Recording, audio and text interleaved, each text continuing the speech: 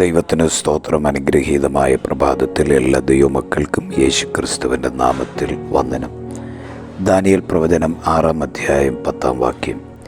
എന്നാൽ രേഖ എഴുതിയിരിക്കുന്നു എന്ന് ദാനിയേൽ അറിഞ്ഞപ്പോൾ അവൻ വീട്ടിൽ ചെന്ന് അവൻ്റെ മാളികമുറിയുടെ കിളിവാതിൽ യെരൂശലേമിന് നേരെ തുറന്നിരുന്നു. താൻ മുമ്പേ ചെയ്തു വന്നതുപോലെ ദിവസം 3 പ്രാവശ്യം മുട്ടുകുത്തി തൻ്റെ ദൈവത്തിൻ്റെ സന്നിധിയിൽ പ്രാർത്ഥിച്ചു. ദൈവത്തിന് സ്തോത്രം. പ്രതികൂലങ്ങൾ ദൈവഭക്തന്മാരുടെ ജീവിതത്തിൽ നിത്യസംഭവങ്ങളാണ്. പ്രതികൂലങ്ങൾ ഏറി വരും തോറും ഒരു ദൈവ പൈതലിൻ്റെ ആത്മീക ജീവിതത്തിന് മൂർച്ച കൂടുകയും ആത്മീകത്തിൽ നിന്ന് ആർക്കും ആ വ്യക്തിയെ തളർത്തിക്കളയുവാൻ കഴിയാത്തത്രയും ഉന്നതങ്ങളിലേക്ക് ആ വ്യക്തി ബലം പ്രാപിച്ച് എത്തിക്കൊണ്ടേയിരിക്കും. ദാനിയേലിൻ്റെ ജീവിതത്തിലും അതുതന്നെയാണ്. ജനിച്ച് വളർന്നു വന്ന നാളുകളിൽ സ്വന്തം രാജ്യം നഷ്ടപ്പെട്ട് സ്വന്തം ദേശത്തിൽ നിന്ന് ഒരു അടിമയായി പുറപ്പെടേണ്ടി വന്ന ദാനിയേൽ ബാബിലോണിലെത്തിയതിന് ശേഷം തീരുമാനങ്ങൾക്ക് വ്യതിചലനം വരുത്താതെ തീരുമാനങ്ങളിൽ ഉറച്ചു നിന്ന ഭക്തനെ തകർക്കുവാൻ ഒരു ശത്രുവിനും കഴിഞ്ഞില്ല.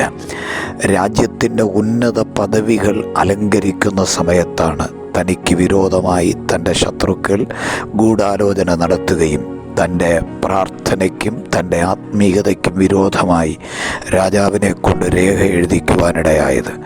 എന്നാൽ ആ രേഖ എഴുതിയിരിക്കുന്നു എന്ന വാർത്ത കേട്ടപ്പോൾ ദാനിയേൽ ഒന്നിനെക്കുറിച്ചും ഭയപ്പെട്ടില്ല. രേഖ എഴുതിയിരിക്കുന്നു എന്നറിഞ്ഞ ദാനിയേൽ മുമ്പ് ചെയ്തു വന്നതുപോലെ ദിവസവും 3 നേരം ദൈവസന്നിധിയിൽ മുട്ടുകുത്തി പ്രാർത്ഥിക്കുവാനിടയായി.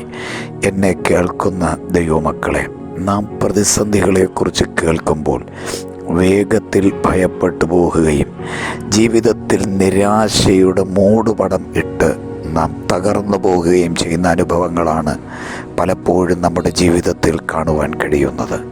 നിരാശപ്പെട്ടു പോകുവാനല്ല, പ്രതികൂലങ്ങൾ നമ്മെ പൂർണ്ണമായി തകർത്ത് കളയുവാൻ തക്ക നിലകളിൽ രാജ അധികാരമുള്ള രേഖകൾ എഴുതിയാലും പ്രാർത്ഥിക്കുന്ന ദൈവ പൈതലിനെ സംബന്ധിച്ച് അത് വിഷയമല്ല.